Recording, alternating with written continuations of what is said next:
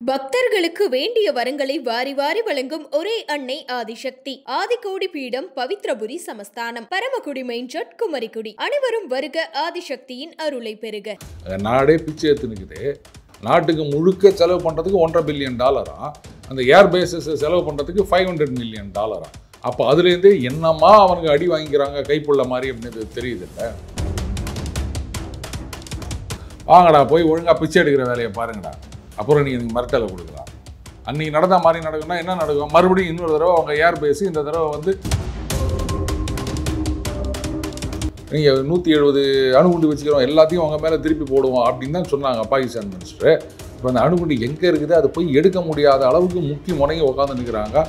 அதை கண்டுபிடிக்க பக்கு இல்லை, துப்பு இல்லை, ஊரில் இருக்க ஜனங்களுக்கு சோறு போட நாதி இல்லை. இவனுக்கு வந்து இந்தியாவுக்கு மிரட்டல் கொடுக்குறாங்க வழக்கெண்ணம். வாங்கடா போய் ஒழுங்காக பிச்சை எடுக்கிற வேலையை பாருங்கடா. அமெரிக்காவை தான் நாடி நாடி போய் அங்கேயே இருக்கிறாங்களே, எதிர்பார்க்குறாங்களா அமெரிக்காவை? என்ன பண்ணுறது? முதல்ல எனக்கு சோறு போடுங்க, அப்புறமா வந்து ஏதாவது ஒன்று கொடுங்க, பிஸ்கட். சோறு போடுறவங்களுக்கு போகிறாங்களோ இல்லையோ, இந்தியாவை ஏதாவது பண்ணிடணும். எனக்கு எப்படியா நீ ஏதாவது எனக்கு பண்ணி கொடுத்துரு. என்ன பண்ணுவேன் நீ? இல்லை என்ன பண்ணுவேன்னு நான் கேட்குறேன். இல்லை, ஆப்கானிஸ்தானில் ஒரு விமானத்தளத்தை வந்து ட்ரம்ப் கேட்குறாரு. ஏய், எவன் வீட்டில் இருக்கிறது யார் எதை கேட்குறது? என்ன நினச்சிக்கிறீங்க? மிசைல் வச்சிருக்கிறது மட்டும் ஒரு பெரிய விஷயம் கிடையாது ரூபன். மண்டையில் கொஞ்சம் மசாலா வேணும். நீ அனுப்புகிற மிசைலை அட்டாக் பண்ணுறதுக்கும் எங்களால் தெரியும். நம்மளுடைய ஏர் டிஃபென்ஸ்னது இப்போ வந்து பல மடங்கு பெருசாகிட்டு பயல்காம் மாதிரி இன்னொரு சம்பவம் நடக்காதுன்னு சொல்றீங்க. ஏன்னா அந்த 4 பேருக்கு பதிலாக எத்தனை பேர் அங்கே போட்டு தள்ளிக்கிறோம். அந்த அவங்க முகாமையே ஒட்டுக்க ஆயிடுச்சு, அத்தனை பேரையும் காலி பண்ணியிருக்கோம் அவங்க ஃபேமிலி இருந்தவனோட சேர்த்து. பாகிஸ்தான் தரப்பு வந்து சொன்னாங்கன்னா இந்திய விமானத்தை வந்து 20க்கும் மேற்பட்ட விமானங்களை சுட்டு கொடுத்துட்டாங்க. 20 தம்பி மொத்தம் 273 விமானங்களை சுட்டு வைத்திருக்காங்க. போதுமா? அண்ணன் கிட்ட தானே கேட்குறேன், கறிகஞ்சிக்கு சேர்த்து 50 ரூபா கேளு அப்படின்னு வடிவேலு சொல்கிற மாதிரி இருக்கு.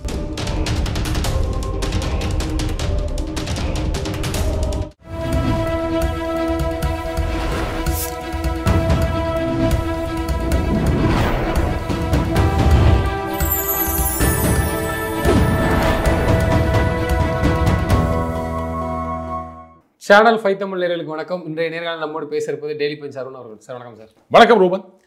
சார், பாகிஸ்தானில் நீங்கள் பார்த்துருப்பீங்க, இந்த தீவிரவாதி அமைப்பை சேர்ந்த ஒருத்தர் வந்து பேசியிருப்பார். மோடிக்கு வந்து இது எச்சரிக்கை, ஆப்ரேஷன் சிந்தூரில் நடந்தது மாதிரி திரும்பவும் நாங்கள் நடத்துவோம் அப்படிங்கிற மாதிரி பேசியிருந்தார். அந்த துப்பாக்கி சூடு மாதிரி நடக்கும் அப்படிங்கிற மாதிரி பேசுகிறார். இங்கே இந்திய ராணுவம் எச்சரிக்கையாக இருக்கணும்.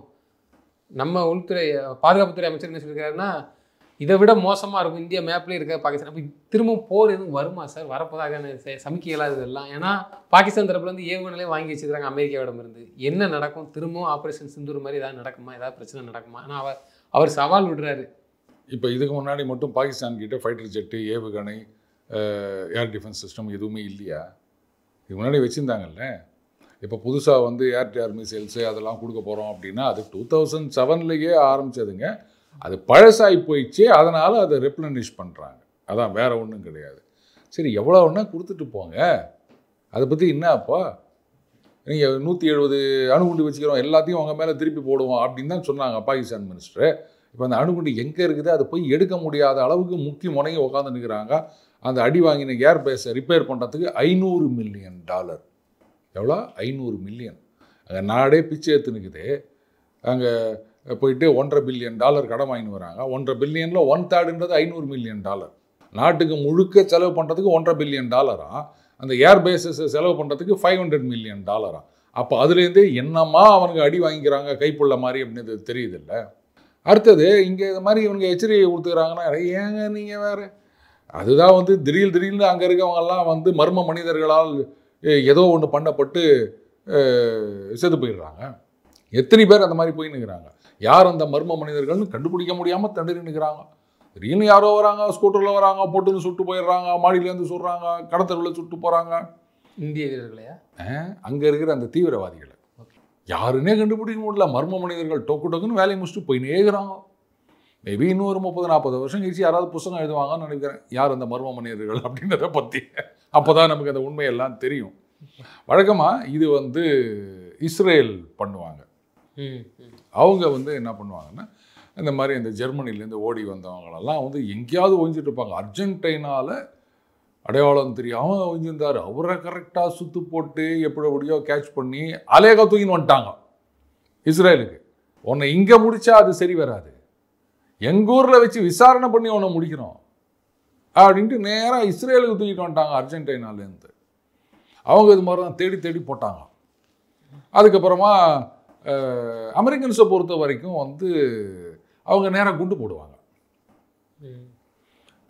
ரஷ்யாவில் கேஜிபி அவங்களுடைய உளவு அமைப்பு. ஓகே ஓகே அவங்க என்ன பண்ணுவாங்கன்னா ரொம்ப சோக்காக வச்சுருப்பாங்க. முதல்லலாம் கொடை வச்சுருப்பாங்க. மோஸ்ட்லி இந்த யூரோப்பியன் நேஷன்ஸில் வந்து இப்போ மழை பெய்யும் அது இது அப்படின்னு கொடை வச்சுருப்பாங்க இல்லையா. அதே மாதிரி அந்த கொடையோடு நடக்கிறதுன்னு நம்ம நிறைய பார்த்துருக்கோம். அந்த கொடை மேலே முனையில் இருக்கு இல்லையா, அதில் இருக்கும். தெரியாமல் இடிக்கிற மாதிரி இடிச்சுட்டு போயிடுவாங்க. அவங்க வாடு போயின்னு இருப்பாங்க. இல்லை கத்தியா, அது குண்டெல்லாம் இல்லை, அதில் ஏதோ ஒன்று இருக்கும். அது ஒரு 5-10 செகண்டில் ஆள் காலி. அதுக்கப்புறம் இப்போ என்ன பண்ணிட்டாங்க, சரி கொடையோடு இருந்தால் சந்தேகப்படுறாங்க அப்படின்னு சொல்லிட்டு மோதிரம் இல்லை ஷூ அதில் ஏதாவது ஒரு டிப்பில் ஏதாவது ஒன்று வச்சுருப்பாங்க. அவங்க பாட்டுக்கு வரும்போது அவங்க மேலே இஷ்டு போயிடுவாங்க. அவனை நீங்கள் காலி, ரேடியேஷன் பாய்சனிங்வாங்க, என்னென்னவோ சொல்லுவாங்க, புதுசாக சொல்லுவாங்க. அந்த மாதிரி தீர்த்து கட்டுவாங்க. இவங்க 2 பேர் தான் அப்படின்னு நினச்சிட்டு இருக்கும்போது யாரோ மர்ம மனிதர்கள் வராங்க. நம்ம தேடிட்டு இருக்க ஆளெல்லாம் பாகிஸ்தானில் இருக்கவனெல்லாம் அப்படியே குறி வச்சு பொட்டுன்னு போட்டு போகிறாங்க. அதை கண்டுபிடிக்க வக்கு இல்லை, துப்பு இல்லை, ஊரில் இருக்க ஜனங்களுக்கு சோறு போட நாதி இல்லை. இவனுக்கு வந்து இந்தியாவுக்கு மிரட்டல் கொடுக்குறாங்க. விளக்கெண்ண பயிலுவா, வாங்கடா போய் ஒழுங்காக பிச்சை எடுக்கிற வேலையை பாருங்கடா, அப்புறம் நீங்கள் எனக்கு மிரட்டலை கொடுக்கலாம். அன்றைக்கி நடந்த மாதிரி நடக்கும்னா என்ன நடக்கும், மறுபடியும் இன்னொரு தடவை அவங்க ஏர் பேஸு, இந்த தடவை வந்து நேவல் பேஸையும் சேர்த்து அடிக்க போகிறோம். பரவாயில்லையா, மறுபடியும் போய் பிச்சை எடுங்க. இப்போ போய்க்கிறாங்க. அமெரிக்காவை தான் நாடி போய் அங்கேயே போய் இருக்கிறாங்களா, இது எதுவும் எதிர்பார்க்குறாங்களா அமெரிக்காட்ட? என்ன பண்ணுறது, முதல்ல எனக்கு சோறு போடுங்க, அப்புறமா வந்து ஏதாவது ஒன்று கொடுங்க, பிஸ்கட் போடுங்க. சோறு போடுறவங்களுக்கு போகிறாங்களோ இல்லையோ, இந்தியாவை ஏதாவது பண்ணிடணும், எனக்கு எப்படியா நீ ஏதாவது எனக்கு பண்ணி கொடுத்துரு. என்ன பண்ணுவேன் நீ? இல்லை என்ன பண்ணுவேன்னு நான் கேட்குறேன். இல்லை, ஆப்கானிஸ்தானில் ஒரு விமானத்தளத்தை வந்து ட்ரம்ப் கேட்குறாரு. ஏய், எவன் வீட்டில் இருக்கிறத யார் எதை கேட்குறது, என்ன நினச்சிருக்கிறீங்க? இல்லை, ஆனால் அவர் கேட்குறாரு எங்களுக்கு தந்துருங்கன்னு சொல்லி போராடு. அவங்க ஒரு சில நாடுகள்லாம் எதிர்க்குது கடுமையாக. சரி, நீங்கள் ஆப்கானிஸ்தானை சொல்கிறீங்க, கிரீன்லேண்டு அதை எனக்கு கொடுத்துருங்கன்னு கேட்குறாரு. இதே மாதிரி பாகிஸ்தானில் நீங்கள் எனக்கு எதாவது கொடுத்துரு, நான் உனக்கு இந்தியாவை அடிக்கிறதுக்கு நான் என்ன வேணாலும் செய்கிறேங்கிற மாதிரியான வரலாம். இவங்களும் தான் கொடுக்கறதுக்கு தாராளம். எனக்கு தேவை இந்தியா ஏதாவது பண்ணணும், என்ன வேணால் எடுத்துக்க. எனக்கு கொடுத்தா மட்டும் என்ன பண்ணிடுவேன் நான் கேட்குறேன், என்ன பண்ணிடுவேன் எனக்கு சொல்லு. நீ பாகிஸ்தானில் அவங்களுக்கு பேஸை கொடுத்தா, சீனா இத்தனை கோடி செலவு பண்ணி குவாடார் போர்ட்டை டெவலப் பண்ணியிருக்கிறான். இப்போ பக்கத்தில் அங்கேருந்து 70 மைல் தொலைவில் இன்னொரு போர்ட்டை அமெரிக்கா கொடுக்க போகிறாங்களாம். சும்மா இருப்பானா சீனாக்காரன்? ஏண்டா, எத்தனை 1000 கோடி நான் உனக்கு கடன் கொடுத்துக்கிறேன், நான் இவ்வளோ நாளாக உனக்கு பிஸ்கட் போட்டுருந்தேன், எனக்கு வாலாட்டினேன், இன்னைக்கு அவங்ககிட்ட போயிட்டு அவங்க கொடுக்குற பிஸ்கட்டை தின்னுட்டு எனக்கே நீ ஆப்பு வைக்கிறியா? அவன் எனக்கு எதிராக வந்து பண்ணின்னுக்கிறான், வேலை பார்த்துன்னுக்கிறான். நீ என்னடானா எனக்கு இந்த போர்ட்டை கொடுத்துட்டு அண்ணாட பக்கம் 70 கிலோமீட்டர் தூரத்தை அவனுக்கு ஒரு போர்ட்டை கொடுக்குற. சைனா அதுக்கு இந்த பக்கம் வந்து ஈரான் இருக்கு. இப்போ அமெரிக்கா உள்ளே வந்துச்சுன்னா 2 பேருமே தானே. அதுதான் நான் சொல்கிறேன். ஏற்கனவே சீனா கிட்ட காசு வாங்கியிருக்கான். அவன் தெரியலையா, தம்பி கொடுத்த காசெல்லாம் திருப்பி வை அப்படின்னா என்ன பண்ணுவீங்க? இது வந்து நம்ம சீமான் மாதிரி தான் அவங்களும் பண்ணுவாங்க. நான் மஞ்சக்கரதாசி கொடுத்துட்றேன் அப்படின்வாங்க. அவங்கக்கிட்ட காசு கிடையாது. அப்போ என்ன பண்ணுவீங்க? அது அமெரிக்கா இருக்காங்க பார்த்தீங்களா அப்படின்னு. அதுக்காகத்தான், வேறு ஒன்றும் கிடையாது. நீங்கள் வந்து அங்கே அவன் சொல்லுவான், அதே மாதிரி சீனாவை பொறுத்த வரைக்கும் அமெரிக்காக்காரர் வந்து இருந்துட்டு போ, என்னப்பா இதெல்லாம் நான் கட்டின போர்ட்டு, இங்கே நீ வரக்கூடாதுன்னு. ஏற்கனவே அவங்க உள்ளே போக முடியாது. இந்த சைனீஸ் கம்பெனிஸ் அங்கே கான்ட்ராக்ட் எடுக்கிறாங்க இல்லையா, அதில் பார்த்தீங்கன்னா சூப்பர்வைசரி லெவல் வரைக்கும் வந்து எல்லாம் சைனீஸ் சிட்டிசன்ஸ் தான் இவங்கெல்லாம். ஆமாம், அங்கே எத்தனை சைனீஸை வந்து சுட்டு கொண்டுக்கிறாங்க தெரியுமா பாகிஸ்தான்காரங்க? ஏன்னா இவங்க என்ன நினச்சாங்க, சரி ஏதோ ஒரு எக்கனாமிக் காரிடார்ன்றாங்க, நிறைய டெவலப்மெண்ட் வரப்போகுது, போர்ட் வரப்போகுது, ட்ரெயின் வரப்போகுது, பஸ் வரப்போகுது, ரோடு வரப்போகுது, நமக்கெல்லாம் வேலை கிடைக்கும், கான்ட்ராக்ட் கிடைக்கும் முக்கியமாக அப்படின்னு நினச்சிருந்தாங்க. முதல்ல அதில் மண்ணு விழுந்தது. ஏன்னா தம்பி நாங்கள் கடன் கொடுக்குறோம், அந்த கான்ட்ராக்டெல்லாம் எங்கள் சைனீஸ் கம்பெனிக்கு தான் அப்படின்னாங்க. சரி கான்ட்ராக்டாவது போட்டால் நம்ம ஜனங்களுக்கு வேலையாவது கிடைக்கும்னு பார்த்தாங்க. வேலையெல்லாம் கூட உங்களுக்கு வந்து அந்த கழுதையில் மூட்டை ஏற்றிட்டு வரீங்கல்ல, அந்த வேலை தான் உங்களுக்கு, எல்லாம் எங்கள் ஆளுங்க தான் பார்த்துப்பாங்க அப்படின்ட்டு கிட்டத்தட்ட ஒரு மினி சைனா டவுனாகவே ஆக்கி போட்டாங்க. அவங்க ஆளுங்க தான் ஃபுல்லாக இருப்பாங்க. அங்கே வந்த உடனே இப்போ அவங்க வந்து அவங்களுடைய அந்த உணவு இவங்களுடைய இதெல்லாம் சாப்பிட மாட்டாங்க, அதுக்கான ஏற்பாடு. ஸோ அப்படியே கொஞ்சம் கொஞ்சமாக பரவிட்டு அந்த வேலை நடக்கிற இடங்கள்லாம் அது வந்து சைனா டவுனாக தான் இருக்கும். அது எங்கே பார்த்தாலும் நீங்கள் சைனீஸை தான் பார்க்க முடியும். இதில் நிறைய பேரை வந்து சுட்டு கொண்டு இருக்காங்க. சைனீஸ் கவர்மெண்ட்டில் அடிக்கடி சொல்லுங்கிறாங்க, என்னங்க இதெல்லாம் பண்ண மாட்டேன்றீங்க, அடுத்தது எங்கள் மிலிட்ரியை கொண்டு வந்து நிறுத்த நம்ம பாதுகாப்புக்கு, அந்த அசிங்கம் வேணான்னு பார்க்குறேன் உங்களுக்கு அப்படின்னாங்க. இவங்க கேட்கல. இப்போ வந்து நீ உங்களுக்கு பக்கத்தில் ஒரு 70 மைலில் ஒரு போர்ட்டை தூக்கி நீங்கள் இதை டெவலப் பண்ணிக்கங்க, அப்படின்னு அமெரிக்கா கொடுத்தீங்கன்னா சொல்ல நீ அந்த பக்கம் இருக்கியா இரு, நான் இங்கே இருப்பேன், உன்னால் என்ன பண்ண முடியுமோ பார்த்துக்க, நீயா நானா பார்த்துடலாம் அப்படின்வாங்க. ஸோ அந்த சண்டையே உன்னால் தீர்த்து வைக்க முடியாது, நீ என்கிட்ட வந்து சண்டை போடுறியா? இந்த தெருமுனை கூட்டத்தெல்லாம் சொல்லுவாங்க நான் அமெரிக்காவை கேட்கிறேன் அப்படின்னு. இதை யாராவது அமெரிக்கன் நியூஸ் பேப்பரில் போட்டு இது மாதிரிங்க அந்த 3வது சந்தில் ஒருத்தர் வந்து அமெரிக்காவை கேட்கிறேன்னு ஒரு எச்சரிக்கை கொடுத்துருக்காரு தோழர்களா, இதுக்கு வந்து என்ன பண்ணுறது அப்படின்னு அங்கே யாரும் கேட்க மாட்டாங்க. நம்ம தான் இதெல்லாம் ஒரு பெரிய விஷயமா பேசினுக்கிறோம். பிச்சைக்கார நாய் அது மாதிரி தான் வந்து பேசிட்டு போவோம். இதெல்லாம் ஒரு விஷயம்னு கேட்டுனுக்கிறீங்களே ரூபன். நம்ம பாதுகாப்பு அமைச்சரும் சொல்லியிருக்காரு திரும்பவும் இதனால நடக்கலாம், ஆனால் எல்லாத்துக்கும் தயாரிங்கிற மாதிரி அவன் பேசினதுக்கு சொல்லலை, அங்கே சில அமைச்சர்கள் ஒரு மாதிரி ஏதோ பேசியிருந்தாங்க, அதுக்கு தான் இப்போ அவர் போய்கிறாரு. ஷபாஸ் ஷெரீஃபும் ஆசிம் முன்னீரும் அவர் புலம்பி இருக்காராம், என்னங்க இந்த ஆளையும் கூட்டின்னு போனோம் இந்த ஆளையும் கூட்டின்னு போனோன்றாங்க, இவர் மட்டும் தனியாக போகிறாரு என்ன கூப்பிட்டு போக மாட்டேன்றார், ஆனால் நான் போனால் இவரும் வரேன்றாரு. இப்போ என்ன பண்ணிக்கிறாங்க, இங்கே பாகிஸ்தானில் கழுவி ஊற்றினுக்கிறாங்க அந்த ரேர் மினரல்ஸ், அது ஏதோ மாடல்லாம் கொண்டு போயிட்டு ட்ரம்ப் கிட்ட காமிச்சாங்க, இதெல்லாம் எங்கள் ஊரில் இருக்குது நீங்கள் வாங்க அமெரிக்காட்ட. ஆமாம் அப்படின்னு. ஏன் இவர் என்ன வந்து மிலிட்ரி சீஃபா இல்லை வந்து சேல்ஸ் ரெப்ரஸன்டேட்டிவா அப்படின்னு கேட்டுக்கிறாங்க. அதுக்கு இவங்க சொல்கிறாங்க, ஐயா அது ரேர் எர்த் மினரல்ஸ்லாம் இல்லைங்க, அது ஏதோ சம் ப்ரெஷியஸ் ஸ்டோன்ஸ், நம்ம அந்த எமரால்டு ரூபி அது மாதிரி சொல்கிறோம்ல, அதை கொண்டு போயிட்டு அவர் குத்துக்கிறாரு. அந்த காலத்துலலாம் பார்த்தீங்கன்னா இங்கே மன்னர்கள் இருக்கும்போது வெளிநாட்டுலேருந்து யாராவது வராங்கன்னா மன்னரை குஷிப்படுத்துறதுக்காக இந்தாங்கோ மன்னா எங்கள் நாட்டில் விளைஞ்சது அப்படின்னு கொண்டு போய் கொடுப்பாங்க. அந்த மாதிரி இறங்கிட்டானுங்க இவனுங்க. அப்படி இருந்துச்சு அவங்க நாட்டில் எச்சரிக்கை கொடுத்தாங்கன்னு இதை போய் ஒரு பெரிய விஷயமா கேட்குறீங்களே நீங்கள். சோத்துக்கு இல்லாத கும்பல் இப்படி தான் ஏதாவது பண்ணிட்டு இருக்கோம். அடுத்து ஒரு அடி அடித்தாங்கன்னா ஒன்றும் இல்லாமல் போயிடும். அது என்ன பண்ண முடியும் அவங்களால? மிசைல் வச்சிருக்கிறது மட்டும் ஒரு பெரிய விஷயம் கிடையாது ரூபன். மண்டையில் கொஞ்சம் மசாலா வேணும்.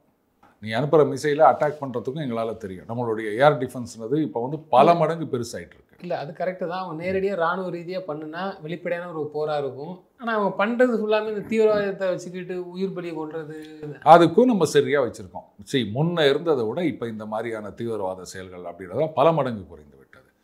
முன்னாடிலாம் பார்த்தீங்கன்னா எப்போ பார்த்தாலும் செய்தி பகல்காம் மாதிரி இன்னும் ஒரு சம்பவம் நடக்காதுன்னு சொல்கிறீங்க. நடக்காதுலாம் நான் சொல்லுங்க, இதை எந்த நாடும் தடுத்து நிறுத்த முடியாது, புரியுதுங்களா? ஆனால் என்ன ஒரு நடந்தாலும் அதுக்கு பதிலடின்றது பல மடங்கு அதிகமாக இருக்கும். அதுக்கு பயந்து தான் அவங்க பதில் தாக்குதல் பண்ணாமல் இருக்க முடியும். ஆமாம், இல்லைன்னா அவன் பாட்டுக்கு டெய்லி 10 பேர் அனுப்பிச்சிட்டு இருப்பானுங்களே. யோசிச்சு பாருங்க, இந்த 370 நீக்குவதற்கு முன்னாடி ஈவன் அதுக்கு முன்னாடி காலகட்டங்கள்லாம் கூட பார்த்தீங்கன்னா காங்கிரஸ் ஆட்சியில் இருக்கும்போது கூட பார்த்தீங்கன்னா அப்பப்போ இந்த மாதிரி செய்தி டெய்லி நடக்கும். தீவிரவாத தாக்குதல் காஷ்மீரில் தீவிரவாதிகள் இப்போ அது பெருமளவு குறைஞ்சி போயிடுச்சு இல்லை? அப்புறம் இதுக்கு மேலே என்ன வேணும் உங்களுக்கு? இன்னும் சில பேர் கேட்பாங்க, ஏங்க அன்னைக்கு வந்து பஹல்காமில் தாக்குதல் நடத்தல 4 பேர், அவங்கள பிடிச்சிங்களா? பெட்ரோமாக்ஸ் லைட்டே தான் வேணுமா? ஏன்னா அந்த 4 பேருக்கு பதிலாக எத்தனை பேர் அங்கே போட்டு தள்ளிக்கிறோம். அந்த அவங்க முகாமையே ஒட்டுக்காய்ச்சி அத்தனை பேரையும் காலி பண்ணியிருக்கோம். அவங்க ஃபேமிலி இருந்தவனோட சேர்த்து எத்தனை ஏர் பேஸை காலி பண்ணியிருக்கோம், எவ்வளோ ஃபைட்டர் ஜெட்டை காலி பண்ணியிருக்கோம், அவங்க மிசைல்ஸ் எல்லாம் ஒன்றும் இல்லாமல் தூள் ஆகியிருக்கோம். ஃபைட்டர் ஜெட்டுன்னு சொல்லும்போது அந்த கேள்வி கேட்குறாங்க. பாகிஸ்தான் தரப்புலன்னு சொன்னாங்கன்னா இந்திய விமானத்தை வந்து 20க்கும் மேற்பட்ட விமானங்களாக சுட்டு கொடுத்துட்டாங்கிறாங்க. 20 தம்பி மொத்தம் 273 விமானங்களை சுட்டு வைத்திருக்காங்க. போதுமா? அண்ணங்கிட்ட தானே கேட்குறேன், கறிகஞ்சிக்கு சேர்த்து 50 ரூபா கேளு அப்படின்னு வடிவேலு சொல்கிற மாதிரி இருக்குது. சொல்ல இப்போ நான் 273 தான் சொல்லிட்டு போயேன். என்னப்பா பொய் சொல்கிறதுன்னு முடிவு பண்ணியாச்சு, எவ்வளோ ஒன்றா பிடிக்கிட்டு போ. அவனெல்லாம் சொன்னார், இங்கே ஒரு சில விளக்கண்ணைங்க இருக்குது, அது ஒன்றா கேட்டு போகலாம், எவ்வளோ சுட்டான் அப்படின்னு. நாமெல்லாம் கொஞ்சம் பகுத்தறிவு உடையவர்கள், அதனால் அந்த மாதிரியான இதிலெல்லாம் நம்ம போய் விழக்கூடாது. பார்த்து சிரிச்சுட்டு போயிட்டே இருக்கணும். ஏண்டா அவன் தான் ஒரு விளக்கெண்ணெய் நீமாடா அப்படின்னு கேட்டுட்டு போகணும். அதுக்கு மேலே வேறு எதுவும் நம்ம பேசிக்கூடாது. பாகிஸ்தானில் இப்போ இருக்கிற ஆட்சி மாற்றம் வந்துச்சுன்னா அந்த நிலைமையெல்லாம் மாறுமா சார்? ஏன்னா இதுக்கு முன்னாள் பிரதமர் வந்து கிட்டத்தட்ட இந்தியாவுக்கு வந்து ஒரு கொஞ்சம் நியாயமான முறையில் நடந்துக்கிட்ட மாதிரி நம்ம எடுத்துக்கலாம். ரூபன், பாகிஸ்தானில் ஆட்சி மாறினாலும் மாறாட்டாலும் எப்பவும் அது ஒரே மாதிரி தான் இருக்கும். ஏன்னா அவங்கள பொறுத்த வரைக்கும் இந்தியாவுக்கு எதிரான வெறுப்பு, இதைத்தான் வந்து அவங்க அடிப்படையிலேயே கட்டமைச்சிருக்காங்க. வெறுப்பா அவங்க அந்த குறிப்பிட்ட ஏரியாங்களுக்கு தந்துருன்னு கேட்குற ஒரு அந்த மாதிரி. எந்த ஏரியா கொடுக்குறது இல்லை, அவங்க இப்போ வரைக்கும் கேட்குறது காஷ்மீர் எங்களுக்கு வேணும், காஷ்மீர் வர இது அதெல்லாம் சொல்லி சண்டையாக வந்துட்டு இருக்காங்க. போய் வர டூரிஸ்ட் வரவங்கள இல்லை ட்ரம்ப் வந்து பக்ராமை எனக்கு கொடு, கிரீன்லாண்டை எனக்கு கொடு, கனடா நீ எங்களோட வந்து சேர்ந்துக்கோ அப்படின்ற மாதிரி இருக்குது. எவன் அப்போ விட்டு சேர்த்த எவன் வந்து கேட்கறது? அது எங்கள் ஊரியா? அதை திருப்பி கொடு, அதை நாங்கள் எடுக்கணும். அதுதான் வந்து அன்ஃபினிஷ்டு அஜெண்டா. அதை விட்டுட்டு திருப்பி கொடு அதை கொடுத்தா மட்டும் சும்மா தருவாங்களா அவனுங்க? இந்த ட்ரம்ப் மாதிரி தான் இருக்குது. இப்போ இஸ்ரேல் பாலஸ்தீன் அந்த மாதிரிலாம் இங்கேயும் காஷ்மீர் அங்கே இருக்கவனே இப்போ தகராறு பண்ணிக்கிறான் பாகிஸ்தானை எதிர்த்து. ஆமாம், இவங்க ஏதோ அமெரிக்காவுக்கு ஆதரவு கொடுத்துட்டு இருந்தாங்களே. பாகிஸ்தான் ஆக்குபைடு காஷ்மீர்லேயும் சரி, அதுக்கப்புறம் அந்த பலுச்சிஸ்தான்லேயும் சரி, அந்த கைபர் பக்டூன்குவா அங்கேயும் சரி, சொந்த நாட்டு மக்கள் மேலேயே வந்து விமானத்தை வச்சு குண்டு போட்டு சாவடிச்சுன்னுக்கிறானுங்க. இதுக்கு என்ன சொல்ல போகிறீங்க? இல்லை, பாகிஸ்தான் மிலிட்ரியில் போகிறவங்க, ரோந்துக்கு போகிறவங்கலாம் வந்து பலுச்சிஸ்தான் அந்த அமைப்பை சேர்ந்தவங்க வந்து கொள்றாங்க. அதுக்கு வந்து விமானம் மூலயமா குண்டு போட்டு கொள்றது அளவுக்கு இது. ஏன்னா நீங்கள் வந்து மிலிட்ரி நீங்கள் நேராக அனுப்பிச்சிங்க அப்படின்னு சொன்னால் அவங்கள இப்போ புரியுதுங்களா? அப்போ இவங்களை விட அவங்க கிளவராக தான் இருக்கிறாங்க. ஏன்னா பலுச்சிஸ்தான் லிபரேஷன் ஆர்மி கிட்ட இப்போ அந்த சர்ஃபேஸ் டு ஏர் மிசைல் அந்த மாதிரி எதுவும் கிடையாது. அதனால விமானத்தில் போய் குண்டு போடுறானுங்க. அப்போது அவங்களையே சமாளிக்க முடியாத ஒரு தொத்தல் ஆர்மி இவங்க நமக்கு மிரட்டல் கொடுக்குறாங்கன்னா ரூபன், இதுக்கு மேலே நான் ஏதாவது சொல்லணுமா? சொந்த நாட்டில் இருக்கவங்க மேலேயே வந்து நேராக போய் நின்று சண்டை போட துப்பு கட்ட ஜென்மங்க இதுங்க. இல்லை, அதே பலுச்சிஸ்தான் வந்து இந்தியாவுக்கு ஒரு ஆதரவான நிலைப்பாடு தானே. இந்தியாவும் அவர்களுக்கு ஒரு பாருங்க, அது வந்து நம்ம அதெல்லாம் வெளிப்படையாலாம் சொல்லணும்னு அவசியம் கிடையாதுங்க. எதுக்கு அதெல்லாம் சொல்லிட்டு இருக்கணும்? அப்புறம் பார்த்தீங்களா, இவங்க ஆதரவு கொடுக்குறாங்க, நாங்கள் கொடுக்குறோம் அப்படின்னு சொல்லுவாங்க. நம்ம அதெல்லாம் பேசவே கூடாது. அது தானாக நடக்கும். மர்ம மனிதர்கள் யாராவது போயிட்டு ஏதாவது பண்ணுவாங்க, நீங்கள் ஏன் கவலைப்படுறீங்க? யார் அந்த மர்ம மனிதர்கள்னா கேட்காதீங்க. அதான் மர்ம மனிதன்னு சொல்லிட்டேன்ல. ஒரு சீக்ரெட் உங்களுக்கு மட்டும் சொல்கிறேன் அப்படின்னா, ஏய் என்னோட இருக்கிற வரைக்கும் தான் அது சீக்ரெட்டு. அப்படிலாம் கிடையாதுங்க. அதெல்லாம் ஹோம் க்ரோன், யாரும் வளர்த்து விடலை. இப்போ அங்கே ஆப்கானிஸ்தான்லேருந்து வராங்க, தெஹரிக் தாலிபான் பாகிஸ்தான் அப்படின்னு. அந்த தாலிபான் ஆப்கானிஸ்தானில் இருக்கவங்க வந்து இங்கே ஒரு பிரான்ச் ஆஃபீஸ் மாதிரி கட்சி ஆரம்பிச்சுக்கிறாங்க. அவங்க என்ன சொல்கிறாங்க, என்ன ஆப்கானிஸ்தான் பாகிஸ்தான் பிரித்து வச்சுன்னுக்கிறேன், இதெல்லாம் எங்கள் இடம். எவனோ ஒருத்தன் வந்து இனியோ கோடு போட்டு போயிட்டான்னா நாங்களாம் அதை விட்டுற முடியுமா அப்படின்ட்டு அந்த ஆப்கானிஸ்தான் பாகிஸ்தான் பார்டர் இருக்குல்ல, அதில் இன்னாண்ட பக்கம் நிறைய இடம் எங்களுதுன்றாங்க அவங்க ஆப்கானிஸ்தானில். ஓகே, என்றைக்கோ வெள்ளக்காரன் கோடு போட்டு போனால் நாங்கள் சும்மா இருக்க முடியுமா? நாங்கள்லாம் ஒரே இனமாடா அப்படின்னு சொல்லி நிற்கிறாங்க. மேலேருந்து அவங்க குத்தி நிற்கிறாங்க, கீழேருந்து பலுச்சிஸ்தானில் குத்தி நிற்கிறாங்க. இதில் ஏற்கனவே சிந்தில் முன்னாடி பிரச்சனை இருந்தது. எல்லா பக்கத்துலையும் வந்து ஆளாளு குத்தி நிற்கிறாங்க. அதை சமாளிக்க துப்பு இல்லாத ஒரு கும்பல் வந்து எச்சரிக்கையை கொடுக்குது அப்படின்னா, இவனுக்கு வந்து சரி உள்ளூரில் இருந்தால் எதுக்கு தலைவலி அப்படின்ட்டு நேராக அங்கே அமெரிக்காவில் போயிட்டு ஓசியில் துண்டு வரானுங்க. அவனுங்க அமெரிக்கா போகிறது இதுக்கு தான், வேற எதுவும் இல்லை. அவனுக்கு ஆட்டையை போட்டுருவானுங்க ரூபன். அங்கே மிலிட்ரியில் இருக்கவங்கலாம் பார்த்தீங்கன்னா, டாப்பில் இருக்கவங்களாம் அவங்க ஃபேமிலியெல்லாம் லண்டனில் அமெரிக்காவில் அப்படின்ட்டு சிட்டிசன்ஷிப்பை வாங்கி அங்கே செட்டில் பண்ணிடுவானுங்க. இப்போ அமெரிக்கா அந்த எய்டு கொடுக்குறாங்க, அதில் பாதிக்கு மேலே இவனுங்க சாப்பிட்ருவானுங்க. மிலிட்ரி தான் அங்கே எல்லாத்தையும் டிசைட் பண்ணுறது. நீங்கள் கேட்டிங்களா ஆட்சி மாறுமா அப்படின்னு, என்ன மாறினாலும் ஒரு பொம்மையை எடுத்துகிட்டு இன்னொரு பொம்மை வைக்கிற மாதிரி தான். இந்த இப்போ நவராத்திரி முடிஞ்சுது, அதில் கொலு பொம்மை வைப்பாங்க. இல்லை, பாகிஸ்தானோட நிலைமை நீங்கள் சொல்கிறத பார்த்தா இந்த அளவுக்கு இருக்குன்னா, அங்கே ஒரு புரட்சியோ ஏதோ ஒன்று மக்கள் மத்தியில் இந்த எங்கே நடந்த மாதிரி ஸ்ரீலங்காவில் சோத்துக்கே இல்லைன்னும் போது எங்கெங்கே புரட்சி? மிலிட்ரிக்கு மட்டும் நல்ல சாப்பாடு கிடைக்கும், ஆயுதம் கிடைக்கும், நீங்கள் ஒன்றும் பண்ண முடியாது. ரெண்டாவது மக்களை மழுங்கடிச்சு வச்சுருக்காங்க. அவங்க ஊரில் வந்து விவசாயம் இல்லை, வந்து வளர்ச்சி இல்லை, தொழிலே இல்லை அப்படின்னாலும் எல்லாத்துக்கும் இந்தியா தான் காரணம். நான் என்னடா பண்ண ஒன்று? அதை ஒரு மிகப்பெரிய கன்சூமர் ப்ராடக்ட்ஸ் நிறுவனம் நம்ம ஊர்லேயும் இருக்காங்க, அது ஒரு அமெரிக்கன் நிறுவனம். நம்ம ஊர்லேயும் இருக்காங்க, அவங்க பாகிஸ்தான்லேயும் இருந்தாங்க, இழுத்து மூடிட்டு போட்டாங்க. அவ்வளோதான். இனிமேல் இங்கே வந்து ஒன்றும் வேலைக்கு ஆகாது அப்படின்னு சொல்லிட்டு டூத் பேஸ்ட்டு, ஷாம்பு இதெல்லாம் தயாரிக்கிற ஒரு நிறுவனம். ஓகே, இது வேலைக்கு ஆகுதுன்னு போயிட்டாங்க. இது ஒரு பிச்சைக்கார நாடு, இதில் நம்ம என்னடா பண்ணுறது அப்படின்னு. இதுக்கு யார் காரணம்? இந்தியா தான் காரணமா? எல்லாத்துக்கும் இவனுக்கு இப்படி தான் சொல்லி நிற்கிறானுங்க. அதனால் எது நடந்தாலும் இந்தியா இந்தியா அப்படின்னும் போது அவங்க வந்து அவங்க ஆட்சியாளர்களை பற்றியோ இல்லை மிலிட்ரியை பற்றியோ கேள்வியே கேட்க மாட்டானுங்க. யோசிக்கிறதே கிடையாதுங்க. முதல்ல சோறு வரட்டும், அப்புறம் யோசிக்கலாம். அந்த ஜனங்க கிட்ட போய் நீங்கள் புரட்சியை எதிர்பார்க்குறீங்க. என்ன ஆட்சி மாறினாலும் இதே தான் ரூபன். அங்கே மிலிட்ரி தான் எல்லாமே டிசைட் பண்ணுறது. இங்கே prime minister military chief appoint பண்ண மாட்டார். மிலிட்ரி சீஃப் தான் யார் பிரைம் மினிஸ்டராக வரணும் அப்படின்னு முடிவு பண்ணுவார். நீங்கள் வரக்கூடாதுன்னு நினச்சிங்கன்னா சம்பவம் பண்ணிடுவாங்க, சிறப்பான சம்பவம் பண்ணிடுவாங்க. ஒன்று ஜெயிலில் போட்டுருவாங்க, இல்லை ஒரேடியாக தூக்கிடுவாங்க. எல்லாமே எங்கள் மிலிட்ரி தான். அப்புறம் அந்த ஆட்சி மாறினா என்ன, இல்லை ஆட்சியே இல்லாமல் இருந்தால் என்ன? மொத்தம் அந்த நாடு இருந்தால் என்ன இல்லைன்னா அதை சொல்லுங்கள். சரியாக சொன்னீங்க. அது இருந்தால் என்ன, இல்லாட்டி என்ன, ஒத்துராக அதை பற்றி மதிக்கிறது கிடையாது. அது அவ்வளோதான். காலம் பதில் சொல்லும். நிச்சயமா சார். தொடர்ந்து தங்களது கருத்துக்களை பேசும்போது நன்றி. நன்றி ரூபன்.